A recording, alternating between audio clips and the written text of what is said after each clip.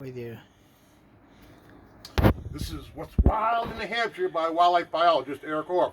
Hey, look at these turkey kill numbers. I just got off the phone a little while ago with Allison Keating. She's the New Hampshire Fishing and Game Department's turkey biologist. And here is this year's turkey kill as of May 18th. So 4,046 taken in 2021 so far reported by hunters.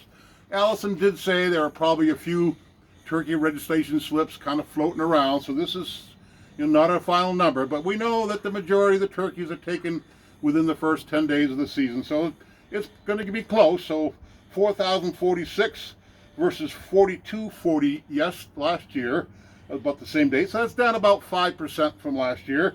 And the use hunters took 536 turkeys this year, so a good turkey take this year in New Hampshire. We know there were a lot more hunters out in the woods, and it didn't result in more turkeys, so that's a bit of a surprise, but maybe, don't know. It's hard to say.